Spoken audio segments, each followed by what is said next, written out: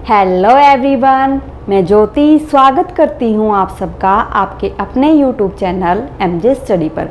तो दोस्तों, आज का हमारा टॉपिक है संविधान के स्रोत, यानी जो भारत का संविधान है उसके अंदर बहुत सारे पार्ट जो हैं वो दूसरे देशों के संविधान से लिए गए हैं। तो आज मैं इसी टॉपिक को कवर करवाने वाली हूँ, क्योंकि ये जो टॉपिक है हमारा ये बहुत ही इम्पोर्टेंट टॉपिक है। जैसे कोई भी आपका कॉम्पिटिटिव एग्ज़ाम होता है उसके अंदर इस टॉपिक के अंदर से क्वेश्चन पूछ लिए जाते हैं। तो आज मैं ये टॉपिक आपको ट्रिक के साथ कवर करवाऊंगी और ये आपको बहुत ही इजी ट्रिक लगेगी। ये वीडियो आप देखते देखते ही इस ट्रिक के साथ इन चीज़ों को याद कर सकते हैं। तो चलिए देख लेते हैं हम कि किस देश के किस संविधान से क्या क्या चीज़ें ली गई थी। सबसे पहले है हमारा जर्मनी। जर्मनी में जैसे आपातकाल में मौलिक अधिकारों का निलंबन ये लिया गया था। तो इसको हम याद करने की ट्रिक कैसे बनाएंगे? जैसे मनी है, ये हो गया मनी। और मनी क्या होता है कि मनी को हम जब सेव करते हैं, क्यों सेव करते हैं? ताकि वो हमारे आपातकाल में यानी संकट के समय में वो काम आ सके। तो इस तरह से ये कोरिलेट हो जाएगा, यानी मनी कब काम आएगा? मनी जर्मनी, ठीक है। मनी कब काम आएगा? आपातकाल की स्थिति में, यानी आपातकाल में मौलिक अधिकारों का निलंबन। ये हो जाएगा आपका जर्मनी के संविधान से लिया हुआ। उसके बाद है आपका आयरलैंड। आयरलैंड से भी कई चीज़ें ली गई थी। अब जैसे डायरेक्टिव प्रिंसिपल, राष्ट्रपति द्वारा सदस्यों का नामांकन। अब ये हम चीज़ें कैसे याद करेंगे? ट्रिक के साथ। ये आप भूलेंगे नहीं अगर आप ये ट्रिक्स को फॉलो करते हो। इस वीडियो को अगर एक बार में आपसे याद नहीं होता तो 2 बार इस वीडियो को देखो तो आपको अच्छे से ये सारी चीज़ें जो ट्रिक हैं वो याद हो जाएंगे। जैसे आयर है, हम आयर को कैसे लिखेंगे? जैसे आयर का हम बना देंगे आयरन, ठीक है दोस्तों, आयरन। अब इसके अंदर से ये वर्ड निकाले यानी आयरन। अब देखो, हमारी आयरन क्या होता है? लोहा। अब हमारी बॉडी के अंदर जो लोहा है वो डायरेक्ट रूप से नहीं जाता।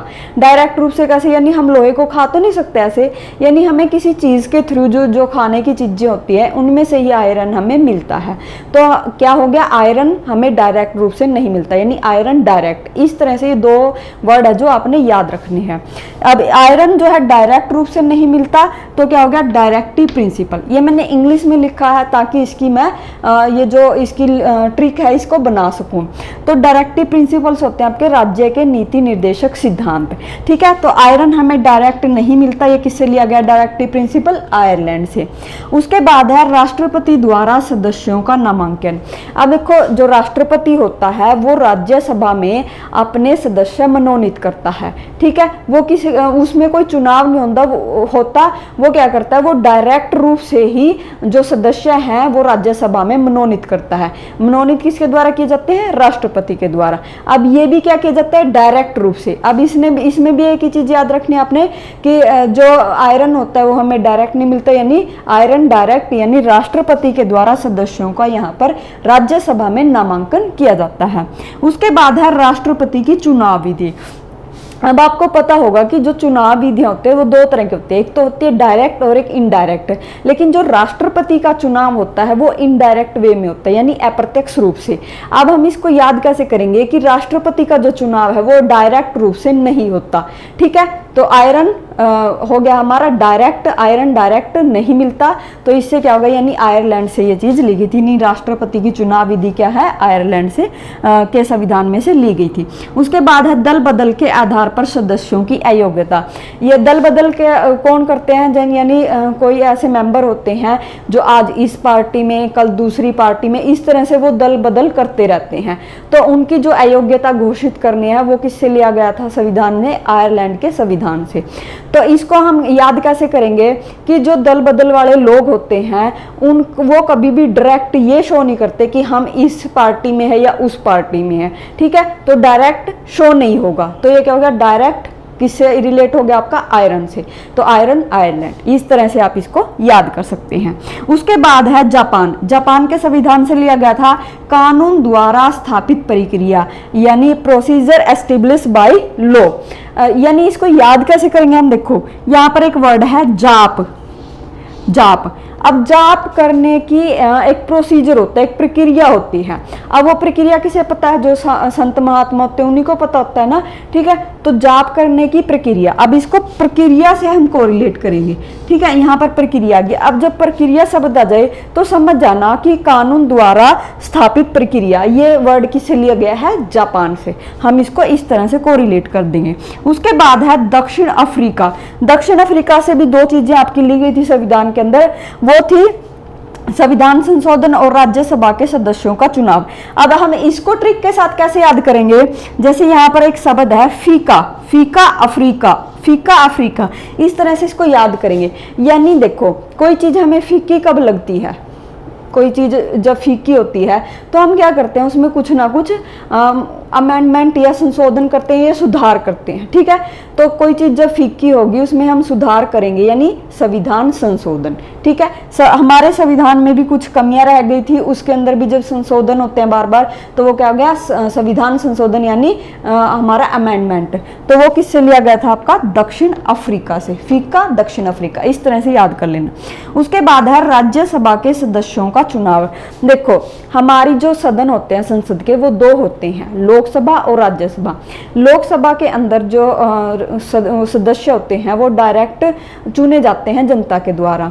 अब वहां तो प्रत्याशी जो है वो चले गए जनता के द्वारा चुने जाने के बाद, लेकिन जो राज्यसभा है वो ऐसे ही रहेगी, यानी फीकी लग रही है वो, बिना लोगों के।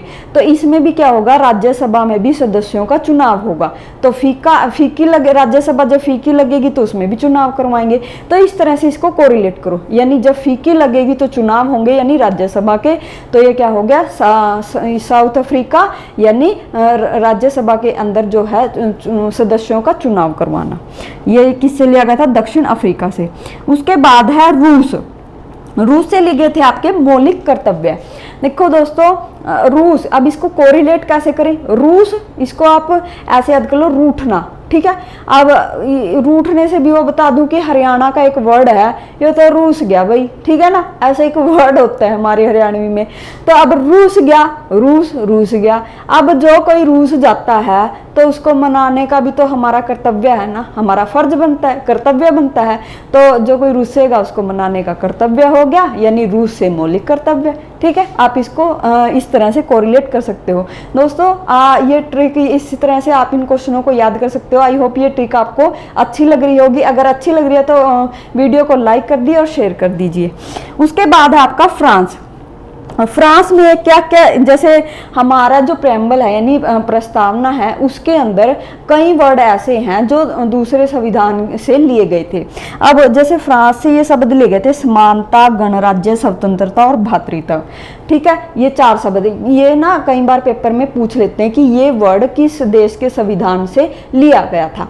तो हमें ये लिया गया था फ्रांस से। अब इसको याद कैसे करेंगे कि जैसे फ्रांस की क्रांति, अब देखो जब क्रांति होती है, क्रांति याद कर लेना, फ्रांस की क्रांति तो मोस्टली सभी को याद होती है। तो आपने क्या करना है कि क्रांति से इसको याद करके कि लोग जब क्रांति हो जाती है तो उनके मन में ये भावना आ जाती है कि क्या फायदा लड़ाई झगड़ा करके या क्रांति करके, अगर हम प्रेम भाव से रहेंगे, मिलजुल कर रहेंगे, जैसे हमें एक दूसरे को समान समझना चाहिए, इस तरह की भावना उनके अंदर आने लग जाती है। तो क्या सोचते हैं कि वो हमें भाईचारे की भावना अपनानी चाहिए, जैसे भ्रातृत्व हो गया, यानी अगर हमें ऐसी प्रणाली अपनानी चाहिए कि खुद भी जियो और दूसरों को भी स्वतंत्र रूप से जीने दो, तो वो स्वतंत्रता हो गया। तो इस तरह से आप इन चीजों को कोरिलेट करके याद कर सकते हो। उसके बाद है ऑस्ट्रेलिया। ऑस्ट्रेलिया से भी 3-4 चीजें ली गई थी, उसमें आते हैं, जैसे ये हमारी 3 चीजें हैं। अब हम इसको याद कैसे करेंगे? जैसे पहले है हमारा समवर्ती सूची। समवर्ती सूची होती है जिस पर केंद्र और राज्य दोनों को कानून बनाने का अधिकार होता है। अब इसके अंदर कौन कौन से कार्य आते हैं? जैसे एक तो हो गया स्वास्थ्य का, एक शिक्षा का, ये मैं वैसे उदाहरण दे रही हूँ। अब जैसे स्वास्थ्य और शिक्षा, अब यहाँ पर हम उठा लेते हैं वर्ड शिक्षा, एजुकेशन। अब देखो बच्चे क्या करते हैं आजकल के, जो मान लो कोई बच्चे हैं जैसे +2 कर ली, एजुकेशन ले ली, अब उसने आगे की एजुकेशन के लिए वो दूसरे देश में जाना चाहता है, तो हमारे यहाँ क्या करते हैं? आईलेट्स। अब जब वो आईलेट्स करते हैं, उनकी बैंड वगैरह आ जाते हैं, तो उनको मोस्टली किस देश में नंबर पड़ता है? ऑस्ट्रेलिया में। हमारे यहाँ तो ऐसे ही होता है कि ऑस्ट्रेलिया में मोस्टली बच्चों का नंबर पड़ जाता है।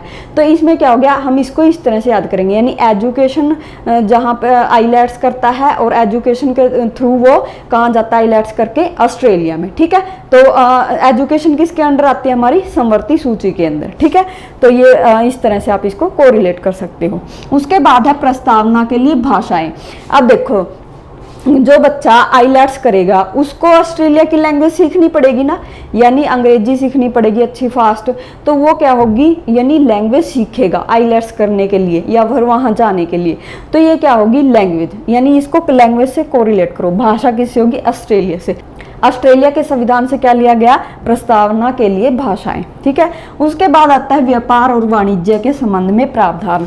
अब देखो, किसी का आईलेट्स कर लिया तो उनका वीजा लग गया, अब वो वहां जाके रहने लग गया। अब क्या होता है कि वहाँ वो रहेगा, उसको अपना पेट पालने के लिए कुछ काम धंधा तो करना पड़ेगा ना, यानी कोई व्यापार करना पड़ेगा, कोई काम करना पड़ेगा, यानी व्यापार। देखो, व्यापार और वाणिज्य के संबंध में प्रावधान। अब आईलेट्स करके वहाँ जाएगा, व्यापार करेगा, तो व्यापार और वाणिज्य के संबंध में प्रावधान किस में हो गया? ऑस्ट्रेलिया में। ठीक है, आप इस तरह से इसको कोरिलेट करो। उसके बाद है ब्रिटेन। ब्रिटेन के अंदर भी कई चीज़ें हैं जो हमारे संविधान में ऐड की गई थी। जैसे अब मैं इसको सिंपली याद करने का तरीका बताती हूँ। देखो, जो ब्रिटिश शासक थे उन्होंने हमारे देश पर बहुत दिनों तक राज किया था, कई सालों तक। तो ये क्या है, इन्होंने यहाँ पर हमारे देश के अंदर जैसे बहुत सारे कानून लेके आया, संसदीय प्रणाली अपनाई। ठीक है, वहाँ पर अपने जो एक्ट वगैरह थे यहाँ पर लागू किए। तो इस तरह से ये चीज़ें इसके अंदर आ जाएंगी।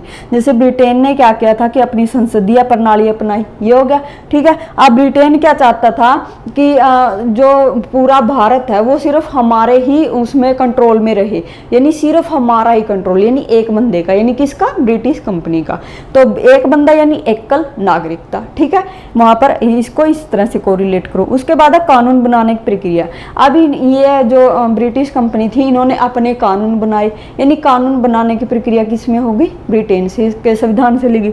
और उसके बाद है कैग कार्यालय, यानी controller auditor general of India, ये इसके अंदर आ जाएगा।